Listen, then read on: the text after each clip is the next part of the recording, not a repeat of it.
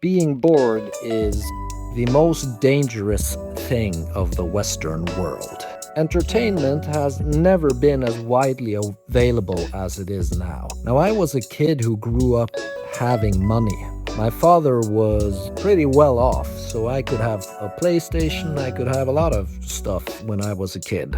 Now, I'm 36 years old. Now, if we zip forward really fast to today, I can even watch movies for free now, like on many different services. There are so many services now that give you TV in general for free. For Christ's sake, it's almost like a human right to have a computer now.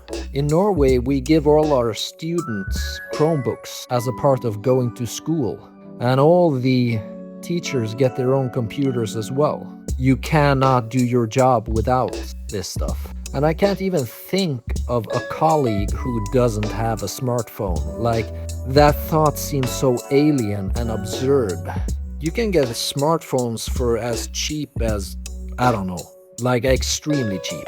And if you have a device that lets you go on the internet, you're flooded with all types of entertainment. And it's all there for free. It's insane. When I was a kid, I loved watching movies. I would watch movies all the time. And I would watch the same movie over and over again. Because back then you had to drive to the movie store, rent the movie, and deliver it back within 24 hours or you would get a fine. And each movie cost also like $5 in American dollars to rent, like 50 kroners here in Norway, that's about that. Now, keep in mind inflation, right? So that money was worth much more back then in the 90s than what it is now. And that was like one movie. And maybe you could get a deal where you could rent like 3 or 4 for a discount or something. And we would do that all the time. We would bring back home movies that were kind of broken, so you had to do these weird tricks to fix them. You had to have like a coin where you could wind up the VHS tape, so to say, or fast forward to the end of the movie and then to the beginning, and that could like fix the movie. And you had to accept that parts of the movie were just broken, and you would never know what was supposed to be there. Now, I remember having internet back then, but when you logged on to the internet, this counter started running. So you could keep track of how long you had been on the internet because you had to pay for every second you were on it, like it was like being on the phone. It was the same thing. So back then we didn't have everything available to us all the time.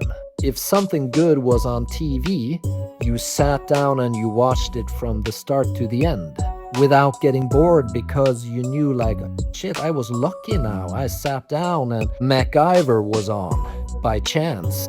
I have to watch this. While now everything is at your fingertips. Literally everything. You don't even need to pay for anything. And if you're paying, these streaming services, they cost nothing compared to how it was when I was a kid.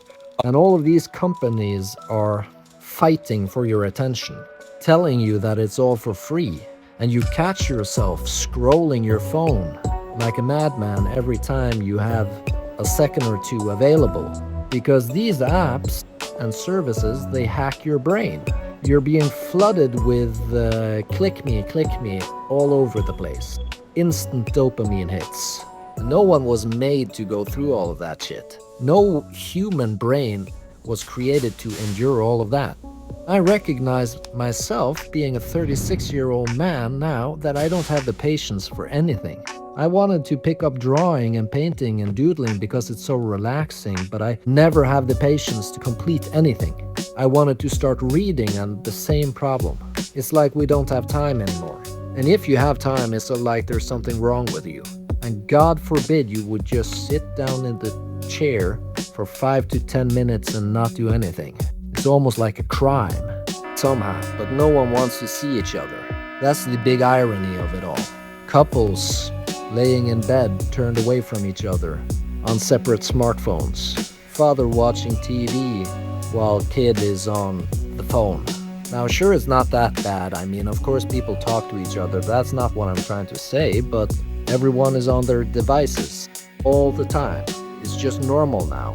Now, you would think this would make life really awesome, but when you actually think about it, it's like, what do you give someone who can have it all?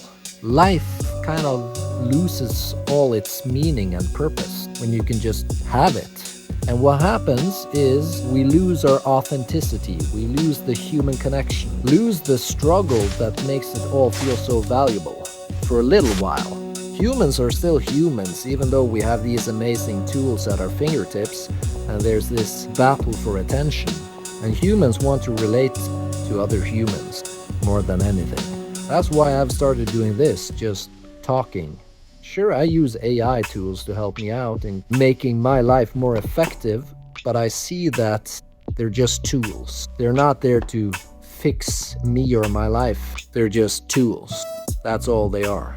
Like my washing machine. My washing machine frees up time in the day so that I can spend it more with my kid and with my dog, and at the same time it takes something away from me. Because before, people had much more time to spend with just their thoughts, entertain themselves. When I think about all of these companies fighting for my attention, and everyone trying to advertise that their new AI tool can just create the video in 3 seconds based off of a text prompt, and you don't even have to write a prompt, it can fucking write it for you. I'm thinking to myself, well, I can imagine something amazing in my mind at any point in time. I can make entire Hollywood movies in my brain. I did that when I was a child. Back then that was cool and no one would ever get to see it, but I knew it. And that's what was normal before. I think that if I grew up now, I wouldn't spend half as much time in my own head as I did when I was a kid. And I'm really thankful that I did it. I would just jump on the trampoline for hours at end without any goal and just be in my own brain.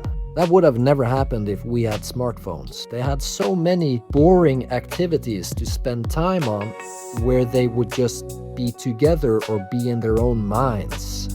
And when we're all fighting for our lives not to get bored every second of the day, we lose that ability to be bored and just be with ourselves and feel. We have to learn stuff like mindfulness and go to courses to do that stuff because it doesn't come naturally. Reading a book is all of a sudden extremely hard. Or painting or drawing, like I've been trying to pick up and start doing, is hard. So you need to find tricks to be able to do it all of a sudden. Because your brain is just on this constant dopamine rush. Instant gratification, all the time, fatty foods and a ton of sugar, hardly ever drink water, sleep the bare minimum every night, and wonder why you never feel happy. I think there should be an uprising for authenticity in this day and age. Being authentic with your feelings and who you truly are. The stuff a machine can never take from you. Something these giant corporations could never replace. Now, I don't mean authenticity from the perspective of the big human ego, like you being you and fuck everyone else. That's not what I mean. I mean you being real about how you feel, what you want in life, and who you really are, your true values, first and foremost, and being humble as a human being and respectful towards others. And at the end of the day, we all just want to be seen and valued and appreciated for who we truly are and feel like we can contribute something to the world. We're all just specks of dust, grains of sand in the Sahara Desert. No one will ever remember any of us or any of these struggles. And that can either be horrifying or extremely liberating. And if I am just this grain of sand in an endless desert, here now and then never again, I'm not gonna give all of my life to some stupid fucking company who just wants to make money off of me. That's why I'm putting my phone in the drawer next time I'm with my daughter. And I'm gonna sit there and play with her even if I feel bored.